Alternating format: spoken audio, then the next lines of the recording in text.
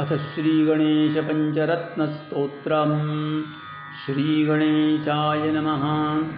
मुदाकरात्तमोदकं सदा विमुक्तिसाधकं कलालरावतंसकं विलासिलोकरक्षकम् अनायकैकनायकं विनाशिते भदैत्यकं नताशुभाशुनाशकं नमामि तं विनायकम्।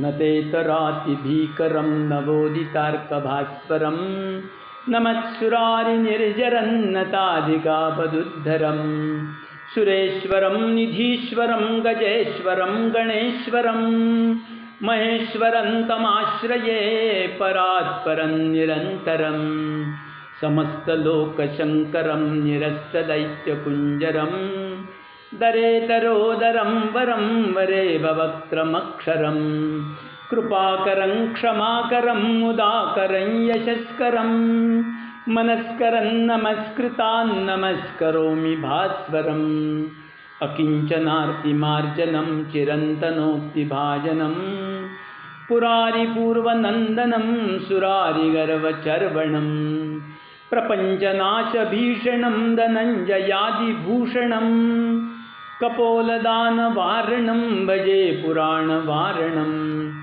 नितान्तकान्तदन्तकान्तिमन्तकान्तकात्मजम् अचिञ्जरूपमन्तहीनमन्तराय कृन्तनं हृदन्तरे निरन्तरं वसन्तमेव योगिनां तमेकदन्तमेव तं विचिन्तयामि सन्ततं महागणेशपञ्चरत्नमादरेण योऽन्वहं प्रजलपतिप्रभातके हृदि स्फुरन् गणेश्वरम् अरोगतामदोषतां सुसाहितीं सुपुत्रतां समाहितायुरष्टभूतिमभ्युपैति सोचिरात् नमामि तं विनायकं नमामि तं विनायकं नमामि तं विनायकं नमामि तं विनायकम्।